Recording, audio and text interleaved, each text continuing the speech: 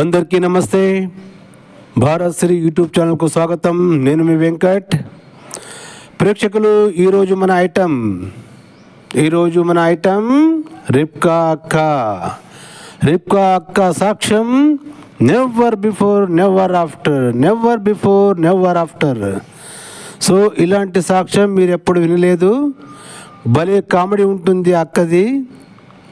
యేసుక్రీస్తుని ఇంత అవమానిస్తుందంటే యేసుక్రీస్తుని నమ్ముకున్న వాళ్ళకి ఇలాంటి చిత్రహింసలు తప్పవు, ఇలాంటి నరకయాతనలు తప్పవు అని చెప్తుంది అక్క. సో నాకు చాలా సంతోషం వేసింది. చలో చూసేద్దామా రిబ్కా అక్క సాక్ష్యం విని మన కౌంటర్ ఏదో ఇద్దాం. సో రామ్మ రిబ్కా అక్క వచ్చే తల్లి వచ్చేయి. పంపించారు. మాది పల్లెటూరు అని మీకు ముందే చెప్పాను. పల్లెటూరులో కొన్ని సాంప్రదాయాలు ఉంటాయి. ఏంటి ఆ సాంప్రదాయాలు అంటే, ఉదయాన్నే లేచి మంచినీళ్ళు తెచ్చుకుందామని బయటకు వచ్చినా, ఏదైనా పని చేసుకుందామని బయటకు వచ్చినా అందరు నన్ను చూసి ఒక మాట మాట్లాడుకునేవాళ్ళు. ఏంటి ఆ మాట అంటే, అస్సలు పిల్లల బుట్టం తల్లి మొహం అయినా ఉదయాన్నే లేచి చూడొచ్చు, కానీ ఒంటిబిడ్డ తల్లి మొహం మాత్రం చూడకూడదు. ఉదయాన్నే లేచి ఇవిడ మొహం చూసాం, ఏదో దరిద్రం జరుగుద్దని నన్ను చూసి చెప్పుకునేవాళ్ళు. విన్నారు కదా ప్రేక్షకులు, రిబ్కా అక్క సాక్ష్యం. ప్రేక్షకులు, ఎక్కడైనా పల్లెటూరులో ఇలాంటి సామెతలు విన్నారా? అక్క ఏం చెప్తుంది? పొద్దున్నే లేచి పిల్లలు లేని తల్లి ముఖమైన చూడొచ్చు, కానీ ఒంటి బిడ్డ తల్లి ముఖం మాత్రం చూడరాదని చెప్తుంది. ఇది ఎక్కడైనా విన్నారా? ఇంతకన్నా జోకు, ఇంతకన్నా కామెడీ మరొకటి ఉంటుందా? మేము విన్నది సామెతము పల్లెటూరులో పొద్దున్న లేచి గొడ్రాల ముఖం చూడకూడదని విన్నాము. అవునా ప్రేక్షకులు? మీరు చెప్పండి కామెంట్ రూపంలో. గొడ్రాల ముఖం, పిల్లలు లేని ముఖం చూడదని కలిసి చెప్పేది విన్నాను నేను. కానీ ఒంటి తల్లి బిడ్డ ముఖం చూడకూడదని ఇవిడ నోటితోనే వింటున్నాము. అదే మళ్ళీ క్రైస్తవం, బైబిల్ మహత్వం కదా ప్రేక్షకులు. చెప్పక్క, నువ్వు చెప్పు, చాలా బాగా చెప్తున్నావు, చెప్పు. అంటే నేను అంతగా బాధపడలేదు, కానీ నన్ను ఈ స్థితికి తీసుకొచ్చిన నా యజమాని కూడా వాళ్ళతో కలిసి అదే మాట మాట్లాడుతున్నారు. ఈరోజు లేవగానే నీ మొహమే చూశాను, బయటికి వెళ్తూ నిన్నే చూశాను నేను. ఏం దరిద్రం ఇవాళ, ఏం అరిష్టం జరుగుద్దంటే ఇక నేను తట్టుకోలేకపోయానండి. కాదక్క రిబ్కా అక్క, నీ గర్భసంచిని పాడు చేసిందే నీ భర్త. మరి నీ భర్తకు తెలుసు కదా నేనే పాడు చేశాను కదా, మనకు ఫీలింగ్ లేదా? మనకి పశ్చాత్తాపం లేదా? నేనే కదా గర్భసంచిని తొక్కి గర్భసంచిని పాడు చేశాను ఫీలింగ్ కూడా మనకి లేదా? వాడు ఎందుకంటాడక్క? అవు కదా నేనే కదా గర్భసంచి పాడు చేసింది అనేసి వానికి పశ్చాత్తాపం రావాలి, ఇంకా నీ మీద ప్రేమ రావాలి. అలాంటిది నేను తిడుతున్నానంటే ఏదో కథ ఉంది లోపల. ఏమంటారు ప్రేక్షకులు? చెప్పక్క, చెప్పు. ఏడవడం ప్రారంభించాను. ఏసయ్యా, నేను ఈ మాటలు పడలేకపోతున్నాను, ఎందుకు చేసావు నన్ను ఇలాగా? యాక్చువల్గా ఆ ప్రశ్న ఎవరిని అడగాలి అసలు? నేను నా యజమాని అడగాలి ఆ ప్రశ్న, ఎందుకు చేసావని. ఆయన్ని అడిగే ధైర్యం నా దగ్గర లేక దేవుడిని అడగడం ప్రారంభించాను. ఎందుకు చేసావు? చిన్నప్పటి నుంచి నేను తప్ప నేను ఎవరిని పూజించలేదు, నేను తప్ప నేను ఎవరిని ఆరాధించలేదు. పిల్లలు లేకుండా గొడ్రాల్లాగా చేయలేకపోయావా? ఎందుకు చేసావని యేసుని అడిగావు కదక్క. యేసుని నమ్ముకున్నందుకే అలా చేశాడక్క. అది యేసుని నమ్ముకోలేకపోతుంటే బాగుండేదని నువ్వు. యేసుని నమ్ముకున్నందుకే ఆయనకి ఆ చిత్రహింసలు కదా ప్రేక్షకులు. చెప్పక్క, చెప్పు. గొడ్రాలి మొహం ఉదయాన్ని లేచి చూడొచ్చు అంట, నా మొహం చూడకూడదంట. నేను ఈ మాటలు పడలే, నాకు సమాధానం చెప్పాలి. నువ్వు చిన్నప్పటి నుంచి తప్ప ఎవరిని ఆరాధించలేదు, పూజించలేదు, నాకు సమాధానం చెప్పి తీరాలి. ఎందుకు చేసావు నన్ను ఇలాగా? నా గర్భాన్ని ఎందుకు మూసేసావు? నాకు సమాధానం చెప్పాలని ఏడ్చి కన్నీరు కార్చి దొర్లి నేను ప్రార్థన చేయడం ప్రారంభించాను. ఎప్పుడైతే నేను ఏడుస్తూ ఏసై పాదాలు పడి ప్రార్థన చేసి అడుగుతున్నానో, ఏసైని నేను ప్రశ్నిస్తూ ఏడుస్తుంటే ఏసై కూడా నాకు ప్రశ్న వేశారండి. ఇదేమాక ఏసై వచ్చేసాడా? నువ్వు ఏసైకి ప్రశ్న వేస్తే ఏసై నిన్నే ప్రశ్న వేశాడా? నీకే ప్రశ్న వేశాడా? ఇదేంటక్క జోకు? అంటే మళ్ళీ నిన్ను కొట్టేటప్పుడు, నీ గర్భం సంచి మీద తొక్కేటప్పుడు, మళ్ళా నిన్ను పేడుతోను కట్టెతోను వేసి కొడుతుంటే అప్పుడు పిలవచ్చు కదా అక్క. మరి అప్పుడు రాలేదు కదా, భయపడ్డాడు కదా యేసు. అవునులే, ఇజ్రాయేల్లోన చాటి దెబ్బలు, బర్రె దెబ్బలు కొట్టించుకుని భయపడి ఉంటాడు. ఇంకా నీ భర్త నిన్ను కొడుతుంటే ఇది ఎక్కడ గోల్డా నాయన, నేను వెళ్ళానంటే ఇప్పుడు నన్ను కొడతాడు అనికేసి భయపడి రాలేదేమో అప్పుడు కదా. అప్పుడు నీవు అడగలేదు. ఇప్పుడు ఏసై అడుగుతున్నాడు. ఇప్పుడు ఏసై నీకు ప్రశ్న వేస్తున్నాడు. ఇదేమక్క విచిత్రము. చెప్పక ఏం ప్రశ్న వేశాడు యేసయ్య నీకు, చూద్దాం. పరిశుద్ధ బైబిల్ గ్రంథం ద్వారా సూటిగా దేవుడు నాతో మాట్లాడడం ప్రారంభించారు. యెషయా గ్రంథం 66వ అధ్యాయము 9వ వచనం ద్వారా దేవుడు నాతో స్పష్టంగా మాట్లాడారు. నేను ప్రసవ వేదన కలుగజేసి కనిపింపక మానేదనా అని యెహోవా అడుగుచున్నాడు. పుట్టించువాడనైన నేను గర్భమును మూసేదనా అని నీ దేవుడు అడుగుచున్నాడు. ఏంటక్క, పుట్టించువాడు నేను నీ గర్భము మూసేదునా అని అడిగాడా? మళ్ళీ ఆయన గర్భము మూయలేనప్పుడు నీ గర్భసంచిని పాడు చేసింది శక్తి ఎవరికుందాక? నీ భర్త దేవునికి నీ గర్భసంచి మూసే శక్తి లేనప్పుడు నీ గర్భసంచి పాడు చేసే శక్తి నీ భర్తకి ఎలా వచ్చింది? మళ్ళా నీ భర్త ఎంత తొక్కినా కూడా ఆ గర్భసంచి పాడు కాకూడదు కదా, దేవుడు ఇచ్చింది. మళ్ళీ దేవుడు ఇచ్చింది పాడు చేసాడంటే ఇంకా దేవుడు వేస్ట్ కదా. చెప్పు. దేవుడు నాకు ప్రశ్న వేశారు. నేనే పుట్టించే దేవుడిని అయితే నేనెందుకు నీ గర్భాన్ని మూస్తాను? యేసయ్య నువ్వు గర్భాన్ని మూసే దేవుడు కాకపోతే నా గర్భాన్ని తెరవాలి. మనుషులందరూ నన్ను చూసి నవ్వుతున్నారు. కనికరించి నువ్వు ప్రశ్న వేసావు, అయితే నాకు జవాబు కావాలి. నేను గర్భాన్ని మూసే దేవుడిని అన్నావు, నువ్వు ప్రశ్న వేసిన దేవుడు నాకు జవాబు ఇవ్వు. గర్భాన్ని మూసే దేవుడు కాకపోతే మరి నా గర్భాన్ని తెరవాలి. మనుషులందరూ నవ్వుతున్నారు. కనికరించి ప్రభు అని ఏడ్చి ప్రార్థన చేస్తుంటే యేసయ్య నా ప్రార్థన ఆలకించాడు. మన యేసయ్య ప్రార్థన ఆలకించు దేవుడు గనక నా ప్రార్థన కూడా ఆలకించారు. నన్ను గర్భవతిగా ఆశీర్వదించారు. గర్భవతిగా ఆశీర్వదించాడా? అంటే గర్భం వచ్చేసింది నీకు. ఓహో, పరిశుద్ధాత్మ వచ్చేసి గర్భం చేసేయడం నీకు. ఆహాహా, ఏమక్క మరేమక్క ఒకటి నన్ను గర్భం చేశాను అనుకున్నాను నేను. మేరీకి ఒకటి గర్భం చేశాను అనుకున్నాను, నీకు కూడా గర్భం చేశాను అనమాట. సరేలే చెప్పక్క. ఈ విషయం తెలుసుకుని నేను ఇంట్లో వాళ్ళకి చెప్పాను. ఎవ్వరూ నమ్మలేదు నా మాట. నీకేదో అనుమానం అన్నారు. సరే వీళ్ళు నమ్మకపోయాను. హాస్పిటల్కి వెళ్ళి డాక్టర్ గారు చెప్పారు, మేడం ఒకసారి నన్ను చెకప్ చేయండి మేడం అని. ఎందుకు అన్నారు. నేను ప్రెగ్నెంట్ మేడం అన్నాను. ఇంపాసిబుల్, నీకు ప్రెగ్నెంట్ ఏంటి, ఆల్రెడీ నీ గర్భసంచి పాడైపోయింది, మళ్ళీ ప్రెగ్నెంట్ ఏంటి, డౌట్ అమ్మ నీకు అన్నారు. లేదు మేడం, ప్లీజ్ మేడం ఒక్కసారి మేడం నన్ను చెకప్ చేయండి అంటే ఏదో నా బాధ తట్టుకోలేక రిపోర్ట్కి పంపించింది ఆవిడ. రిపోర్ట్ ఇది లేక ఈ యేసుక్రీస్తు ఉన్నాడు కదా, పరిశుద్ధాత్మగా వచ్చి నీకు గర్భం చేశాడని డాక్టర్ తెలియదు. మళ్ళీ పాపం మళ్ళీ ఇంపాసిబుల్ అని చెప్పాడు, సహజం కదా. ఇక్కడ మహిమ జరిగింది నీకు. పరిశుద్ధాత్మ వచ్చి మేరీకి ఎలాగైతే గర్భం చేశాడో అలాగే నీకు కూడా చేశాడు. అది ఎవరికి తెలియదు కదా.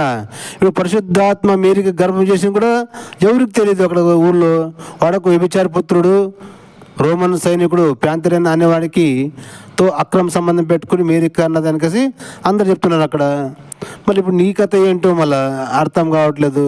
మరి ఇప్పుడు మళ్ళీ ఒక బైబిల్ రాయాలో ఏదో. సర్లేక చెప్పు. పంపిస్తే తిరిగి రిపోర్ట్ ప్రెగ్నెంట్ అని వచ్చింది. అంతకంటే ఆశ్చర్యకరమైన విషయం, సంతోషకరమైన విషయం ఏమిటంటే నెలలు నిండాయి, దేవుడు మరలా చక్కని మగబిడ్డను ప్రసాదించారు. బాబు పుట్టాడండి. నా చిన్న కొడుకు పుట్టినాక కరెక్ట్గా 3 నెలలకి నాకు 18 ఏళ్ళు వచ్చినాయి. ఇంకా నాకు 18 ఏళ్ళు రాలేదు అప్పటికి. బాబు పుట్టేటప్పటికి నాకు ఇంకా 18 ఏళ్ళు రాలేదు. బాబు పుట్టిన 3 నెలలకి నాకు మైనార్టీ తీరింది, 18 ఏళ్ళు వచ్చినాయి. దేవుని స్తోత్రం చెప్దాం. ప్రేక్షకులు, యేసుక్రీస్తు నమ్ముకుంటే మూసిపోయిన గర్భసంచి కూడా గర్భం కూడా పరిశుద్ధాత్మ రూపంలో వచ్చి యేసుక్రీస్తు గర్భం చేసేసాడు. ఈవిడ చెప్పేది ఎలా ఉందంటే, భర్త అంతలా కొట్టి ఇంతలా చేసింటే ఇంకా ఆవిడ గర్భసంచి పాడైపోయింది అని భర్తకు తెలుసు. మరి భర్తతో ఈవిడ రోజు కాపురం చేస్తుంది, లోపల ఇంట్లో చేస్తుందో లేదో. మళ్ళీ పవిత్రాత్మ వచ్చి పరిశుద్ధాత్మ వచ్చి గర్భం చేశాడు ఈవిడికి. మళ్ళీ చక్కని మగబిడ్డ మళ్ళీ పుట్టాడు, 3వ పిల్లాడు అంటే అప్పుడు ఈవిడ మైనారిటీ పోయికేసి మెజారిటీ వచ్చిందంట. విన్నారు కదా ప్రేక్షకులు. అప్పుడు దేవుని స్తోత్రం చెప్దామంట. ఎందుకేమో మళ్ళీ అంటే ఈవిడ మైనారిటీ ఉంటే మేజర్గా అయింది కనుక దేవునికి స్తోత్రం చెప్పాలనా? ఏమక్క ఏం చెప్తున్నావు నువ్వు? చెప్పక్క, కానీ చెప్పు. గొర్రెలు కదా వింటున్నారు కదా ముందు, చెప్పక్క. అంటే దేవుడు మైనార్టీ తీరకు మునిపే నాకు 2 కొడుకులు ఇచ్చాడు. చాలా సంతోషపడ్డాను నేను. సంతోషం అంటే నాకు 2 కొడుకులు పుట్టేశారని కాదు, ఆయన ఏదైతే కోరుకున్నారో అలా జరిగింది కనుక ఇక నన్ను చాలా బాగా చూసుకుంటారని సంతోషపడ్డాను నేను ఆశించిన మార్పులు ఏమీ రాలేదు, కానీ క్రొత్త మార్పులు వచ్చాయి. ఏంటి క్రొత్త మార్పులు అంటే, ఆయనకున్న పరిస్థితిని బట్టి ఎక్కడికైనా బయటికి వెళ్ళిపోవడం. 2 లేక 3 రోజులు ఇంటికి వచ్చేవారు కాదు. పోనీ వెళ్ళేటప్పుడు అమ్మ నేను పలానా చోటకి వెళ్తున్నాను, మళ్ళీ వస్తానని నాకు చెప్పాలి కదా. ఎప్పుడూ చెప్పరు. ఎక్కడికి వెళ్తారో తెలియదు, ఎప్పుడు వస్తారో తెలియదు. ఎక్కడ వెళ్ళింటా లేక 2 రోజులు 3 రోజులు అక్కడ ఇంకొక సెటప్ ఉంటుంది, మీ చెల్లెలు ఉంటుంది అక్కడ, ఇంకా అక్కడ ఎంజాయ్ చేసి వస్తాడు అంతే. మళ్ళీ ఏముంది అక్క, అంత కూడా తెలియదు ఏమక్క నీకు. ఏ, ఏ, ఏ, ఏ. నువ్వు ఫాలో చేయాలక్క, మళ్ళీ ఎక్కడ వెళ్తున్నాడో ఏం లేదు అనికేసి. ఇది వద్దులే, ఇంకా నీకు పరిశుద్ధాత్మ ఉన్నాడు కదా గర్భం చేయడానికి, మళ్ళీ ఆయనతో ఏం పని అవ్వలేదా? చెప్పు. మా అత్తగారికి మామయ్య గారికి ఒక 60 సంవత్సరాల వయసు దాటిపోయిందండి. వాళ్ళు ఏమన్నారంటే, ఎంతకాలం నేను ఇలా పోషించాలి, మేము నీ పిల్లలు పోషించడం మాకు కష్టమైపోతుంది. వాళ్ళు పెద్దవాళ్ళు అయిపోయారు, ముసలి వాళ్ళు. హాస్పిటల్కి వెళ్ళాల్సి వచ్చేది పిల్లల కోసం. వీడికి జ్వరం వస్తే వాడికి వాంతులు అయితే వీడికి మోషన్స్. హాస్పిటల్కి తీసుకెళ్తే ఫీజులు, మందులు, ఛార్జీలు. అప్పట్లోనే 18 సంవత్సరాల క్రితం విషయం ఇది. అప్పట్లోనే వారానికి 500 అమ్మ, వారానికి 500 మేము ఇవ్వలేం, కానీ నీ తిప్పలు నువ్వు పడని 2 గిన్నెలు నాకు ఇచ్చి వేరే వండుకోమన్నారు. ఇదేంటి రిప్ కాక, అంటే నీ భర్త ఈ ఇంట్లో దుడిచి తెచ్చేసాడా, కష్టపడి తెచ్చాడా? సరే, మళ్ళీ నీకు పిల్లలకి వాంతులు వస్తే మోషన్ వస్తే వాంతులు అంటున్నావు, మళ్ళీ మీ ఏసైని అడగచ్చు కదా, మరి మీ ఏసై వచ్చి ఆశీర్వదించవచ్చు కదా, ఏమి కాకుండా. ఏమి ఇప్పుడు ఆశీర్వదించాడా? నిన్ను గర్భవతిని చేసిన దేవుడు నీ పిల్లలకి వాంతులు మోషన్స్ తగ్గిడా? ఏమంటారు ప్రేక్షకులు? మీ అభిప్రాయాన్ని కామెంట్లో చూపి తెలియజేయండి. ఈ అక్క సాక్ష్యం ఎంత స్పెషల్ ఉందో చెప్పు. వేరే వాడిని కూడా సరుకులు తెచ్చుకుంటాక డబ్బులు లేవు. అమ్మకి చెప్తే పుట్టింటికి వెళ్ళిపోతామంటది. ఎవరికైనా చెప్తే అమ్మకి చెప్పేస్తారు, ఎవరికి చెప్పకుండా. సంఘానికి వచ్చి సంఘంలో ఉన్న సంఘ సభ్యులకు చెప్పాను, అమ్మ నా పరిస్థితి అంతా మీకు తెలిసి మీరు చూస్తున్నారు, నన్ను వేరే పెట్టేశారు వాళ్ళు, ఇప్పుడు నేను ఎలా బ్రతకాలి, నా పిల్లలకి ఎలా వండి పెట్టుకోవాలి, కనుక నాకు చిన్న సహాయం చేస్తారా అన్నాను. ఏంటమ్మా అన్న, పొలం పనులకు వెళ్తారు కదా మీరు, నన్ను కూడా తీసుకెళ్ళండి అన్నాను. అమ్మో మీకు అలవాట్లేదు కదండి అన్నారు. అలవాట్లేదమ్మా, అవసరం ఉంది, మీరు ఏ చెప్తున్నావు అంటే ఇప్పుడు నువ్వు సంఘానికి వెళ్ళినప్పుడు సంఘం అందరికీ తెలుసు కదా, నీ భర్త నిన్ను ఎలా కొట్టేవాడు, ఎలా చేసేవాడు, అవునా? అంటే మీ అమ్మ నాన్నకి వాళ్ళు చెప్పుండరా? పోనీ ఇప్పుడు నీకు 2 బాబులు పుట్టారు కదా, 2 కొడుకులు పుట్టారు కదా, అప్పుడు నీ 2 కొడుకులు పుట్టినప్పుడు నీవు అన్నప్రాసం చేసినప్పుడు కానీ, నీవు వానికి నామకరణం చేసినప్పుడు కానీ, లేదా అప్పుడప్పుడు కూతురుని మాట్లాడిచ్చి రావాలనికేసి నీ ఇంటికి వచ్చేవాళ్ళే కదా వాళ్ళు. ఇచ్చిన తర్వాత ఈ దళిద్రం వెళ్ళిపోయింది సాలరా అనుకుని చేయగడుకున్నారా? ఇట్లా చేతులు దులిపేసుకున్నారు, అవునా? అందుకోసం నీ అక్కడ పోనీకి అక్కడ ఏం లేదు, తినడానికి గతి లేదు మీ ఇంట్లో, అందుకే కదా, అవునా లేదా? అందుకోసం నీవు ఇక్కడ పడినావు అక్క, ఇక్కడైనా ఒక 4 పూట కూడు దొరుకుతుందని. కానీ ఇప్పుడు మీ అత్త మామ నీకు వేరే పెట్టేశారు, నీకు కష్టం పడింది. ఇప్పుడు వేరే పెట్టినప్పుడు మీ అమ్మ నాన్న ఇంటికి పోతుంటే అక్కడ ఏం లేదు కూడు, అవులేదు, వాళ్ళకే కష్టంగా ఉంటుంది. ఇంకా అందుకోసం ఇక్కడ ఇంకా నీవు పని అడుగుతున్నావు, అవునా? మళ్ళీ మీ ఏసై ఏం చేస్తున్నాడమ్మా అంటే, మీ ఏసయ్య గర్భం చేయనుకోటే పనికి వస్తాడా? వేరే దానికి ఏం హెల్ప్ చేయడా? ఏసైని అడగల ప్రశ్న, ఏసయ్యా నేను ఇప్పుడు ఎలా బ్రతకాలి, నాకు ఏదైనా ఆధారం ఇయ్యం kasi నీవు ఏసైని అడగాలి కదా. సంఘంలో వెళ్ళి జనాన్ని వెళ్తే ఎలాగా? మీరు పొలం పనికి వెళ్తారు కదా, నన్ను తీసుకోవడానికి kasi సిగ్గుండాలక్క. ఏది అడిగి నువ్వు ఏసైని అడగాలి. బైబిల్ నమ్ముకున్నప్పుడు సిగ్గు ఎక్కడ ఉంటుంది అంటావా? సరే చెప్పు. నన్ను ఉడుపులకి వెళ్తున్నామండి, వస్తారా అన్నారు. వస్తాను. ఎన్నింటికి వెళ్ళాలి? 9ంటికి అండి. ఇంటికి ఎన్నింటికి వస్తాం? 5ంటికి అన్నారు. పెద్ద కొడుకు నడుస్తున్నాడు, చిన్న కొడుకు 3వ నెల పిల్లడికి పాలిచ్చేసి మా అత్తగారి చేతికి ఇచ్చి, అత్తయ్య నేను పొలం వెళ్తున్నాను, సాయంత్రం 5ంటి వరకు ఇంటికి రానంట. అప్పటి వరకు పాలు దాక్కుండా బాబు ఉండలేడు, ఎలా ఆపుతావు ఆపు అని చెప్పి బాబునిచ్చేసి వెళ్ళిపోయేదాన్ని. తీరా నేను చేను గట్టి మీకు నిలబడి చూస్తే మీరు నమ్మపోండి, కనీసం బట్టలు మడుచుకోవడం కూడా చేత అవట్లేదు అందులోకి వెళ్ళాక. సరే మొత్తానికి గట్టి మీద నిలబడి చూసి మొత్తానికి అందులో దిగితే ఇంత లోతు నీళ్లు, మట్టి, బురద. ముందుకు నడవే నా పని అంతా మాత్రంగా ఉంది. ముందుకు నడవలేకపోతున్నాను రా నాయన నేనంటే, దిగి వెనక్కి నడిచి రమ్మన్నారు అందులో వాళ్ళు. నేను అదే అంటున్నాను అక్క, మళ్ళీ నీ యేసుక్రీస్తు ఏం చేస్తున్నాడు? నీవు ఏసని అడగలు కదా, దిగి వెనక్కి రామంటున్నారంటే మా బురదలు దిగి నీకు ఏం చెప్పాను? యేసు ప్రభుని నమ్ముకుంటే ఈ కష్టాలు తప్పవు. ఏసై నమ్ముకుంటే కష్టాలు కోరి తెచ్చుకున్నట్టే అని ఎవడు చెప్తుందా లేదా ప్రేక్షకులు? మీకు అలాగే అనిపిస్తుందా లేదా? యేసుక్రీస్తు నమ్ముకున్న లైఫ్ బాగుండాలి కదా, హాయిగా ఉండాలి కదా. యేసుక్రీస్తుని నమ్ముకుంటే ఈ బాధలు చిత్రహింసలు పెడతాడు. కానీ యేసు ప్రభు చేసేది ఏంటి? గర్భం చేయాలంటే గర్భం చేస్తాడు కదా ప్రేక్షకులు. కరేమా, నిజమా కాదా మీరు కామెంట్లో తెలియజేయండి, ఓకేనా? కానీ ప్రేక్షకులు ఇప్పుడు ఒకటి విషయం చెప్తుంది కూడా, చాలా గమనం పెట్టి వినండి.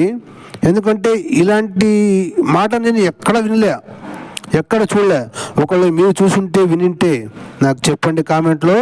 ఈవిడ చెప్పే మాట ఎంత విచిత్రంగా ఉందంటే, ఈవిడ మూడో నెల అబ్బాయి ఉన్నాడు కదా, మళ్ళీ ఈవిడ పనికి వచ్చి ఏమో ఆరోగ్యం బాగలేక డాక్టర్ దగ్గర వెళ్తే డాక్టర్ తిడుతుందంట.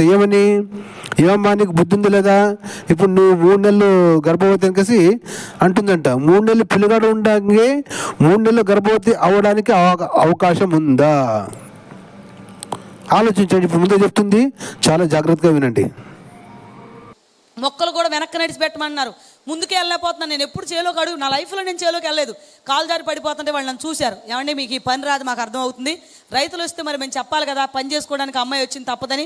నారుకట్టలు అక్కడ ఉన్నాయి, నారుకట్టల దగ్గర నిలబడండి. మీరు యేసుప్రభు పాటలు పాడతారు కదా, పాటలు పాడుతూ నారేయండి అండి సాయంత్రం వరకు అన్నారు.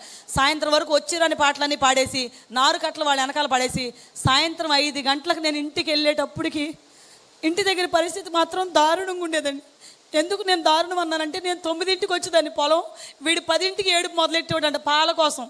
గొక్కబట్టి ఏడుస్తుంటే 3 నెలల పిల్లవాడిని 5ంటి వరకు పాలు దాక్కుండా ఆపడం కష్టం కనుక పటిక బెల్లం తీసుకొచ్చేసి నీళ్ళల్లో నానబెట్టేసి దూది పట్టుకుని ఉదయం 10 గంటల దగ్గర నుంచి సాయంత్రం 5 గంటల వరకు పటిక బెల్లం నీళ్ళు పోసేవాళ్ళు. తాగి తాగి తాగి గొక్కబట్టి ఏడుస్తుండేవాడు. బాబుని వెళ్ళేటప్పటికి వీధి చివరికి వినపడేది వాడు ఏడుపు. పరిగెత్తుకుంటూ వెళ్ళిపోయి కడుపు నిండా పాలిష్ చేస్తే అయితే వాంతులు లేకపోతే మోషన్స్, అయితే వాంతులు లేకపోతే మోషనా? ఏమక్క మళ్ళీ అంటే మా యేసు ప్రభుని ఇంతగా అవమానిస్తున్నావా ఏమక్క? ఇప్పుడు నీ గర్భసంచి నేను గర్భం చేసిన దేవుడు యేసుక్రీస్తు, యేసు ప్రభు చెప్పు నాకు జవాబు. ఏమి నాకు ఇట్లా చేసిన కొడుకుల కంటే ఏమి వాళ్ళకి మోషను వాంతులు కానట్లు ఆశీర్వాదం ఇవ్వడా? నీ గర్భం చేసిన దేవుడు నీ పిల్లల మోషను వాంతి కూడా ఆపడా? విన్నారు కదా ప్రేక్షకులు. యేసు ప్రభుని నమ్ముకుంటే మీ పిల్లలకి మీకు నమ్ముకున్న ప్రతి ఒక్కరికి అష్ట కష్టాలు తప్పవు. మీకు అవసరమా ఈ మతము? మీకు అవసరమా ఈ యేసుక్రీస్తు దేవుడు? నేను చెప్పేది వినండి. అందరూ గర్వాపసి కండి, మీ సొంత ధర్మానికి హాయిగా బ్రతకండి. అవునా? చెప్పక్క, నువ్వు చెప్పక్క, చాలా బాగా చెప్తున్నావు. నీ సాక్ష్యం నుండి చాలామంది గర్వాపసి అయ్యే అవకాశం ఉంది. చెప్పక్క, చెప్పు. హాస్పిటల్కి తీసుకెళ్తే డాక్టర్ గారు నన్ను తిట్టేవాళ్ళు, కానీ పిచ్చి కానీ పట్టింది ఏంటమ్మా, పిచ్చా నీకు ఇప్పుడు 3వ నెల. విన్నారు కదా ప్రేక్షకులు. డాక్టర్ దగ్గర తీసుకెళ్తే ఏమన్నదంట, ఏమో నీకు బుద్ధి ఉందా లేదా, ఇప్పుడు నీకు 3వ నెల అంట. విన్నారు కదా, నేను చెప్పాను కదా ముందులే. 3వ నెల అంటే ఎవరికంటారు? గర్భవతికి అంటారు కదా. నీకు ఇప్పుడు 3వ నెల కేసి ఇలాంటి సొల్లు సాక్ష్యాలు చెప్పి జనాలకి, ఎందుకంటే ఆ గొర్రెలు కదా, గొర్రెలకు మైండే ఉండదు అనమాట. ఆ గొర్రెలు వీళ్ళు చెప్పేదాన్ని నమ్మేస్తారనమాట. ఆ గొర్రెలకు ఒక్కరికైనా అక్కడ మైండ్ ఉండాలి కదా. లేచి అవమ్మా ఇప్పుడు నీకు 3వ నెల ఏమంటావు, మరి 3వ నెల పిల్లగాడు ఉన్నాడని చెప్పావు, అప్పుడే 3వ నెల గర్భవతి అయ్యావా? ఏమా పరిశుద్ధాత్మకి యేసుకి ఏం పని లేదా? గర్భం చేస్తూనే ఉంటాడా ఏమి? ఏంటంటే 3వ నెల పిల్లగాడు ఉన్నప్పుడే మళ్ళీ 3వ నెల గర్భవతి. డాక్టర్ చెప్పాడని చెప్తున్నావు, నీవే చెప్తున్నావు కదా. ఏమమ్మా నీకు బుద్ధి ఉందా లేదా, ఇప్పుడు నీకు 3వ నెల. ఇప్పుడు నీకు 3వ నెల అంటే అర్థం ఏంటిదండి? 3 నెలలు గర్భవతి ఉన్నావు అంటే అర్థము. ఏమంటారు ప్రేక్షకులు? సో ప్రేక్షకులు విన్నారు కదా, రిబ్కా అక్క సాక్ష్యం never before never after. So ఇలాంటి సాక్ష్యం ఇంకా ముందు చాలా పెద్ద వీడియో ఉంది అక్కది. సో మరొక ఎపిసోడ్తో మళ్ళీ కలుసుకుందాం ప్రేక్షకులు. ఈ వీడియో మీద మీ అభిప్రాయాన్ని కామెంట్ రూపంలో తెలియజేయండి. ప్రేక్షకులు మీకు ఒక విజ్ఞప్తి, ఇలాంటి సమాచారాలు మన హిందువులకు వెళ్ళి వాళ్ళు మతం మారకుండా కాపాడే బాధ్యత దేశం కోసం, ధర్మం కోసం మన అందరి మీద ఉంది. సో ఈ వీడియో చూసిన ప్రతి ఒక్కరూ ఈ వీడియోని లైక్ చేసి సబ్స్క్రైబ్ చేసుకోండి. మీరు లైక్ చేసి సబ్స్క్రైబ్ చేయడం ద్వారా యూట్యూబ్ చాలామందికి ఈ వీడియో పంపుతుంది. అలాగే మీ బంధుమిత్రులకు షేర్ చేసి ఈ వీడియో గురించి చెప్పండి. మీ వంతు ధర్మం కోసం, దేశం కోసం ఈ ప్రయత్నం చేయండి. ఇదే మా విజ్ఞప్తి మీతో. సో ప్రేక్షకులు ఈ వీడియో మీద మీ అభిప్రాయాన్ని కామెంట్ రూపంలో తెలియజేయండి. నేను మీ వెంకట్, చూస్తూ ఉండండి భారత్ శ్రీ యూట్యూబ్ ఛానల్. మరి కలుసుకుందాం మరొక వీడియోతో. రిబ్కా అక్క ఎంటర్టైన్మెంట్. అప్పటి వరకు జై హింద్, వందే మాతరం, భారత్ మాతా కీ జై.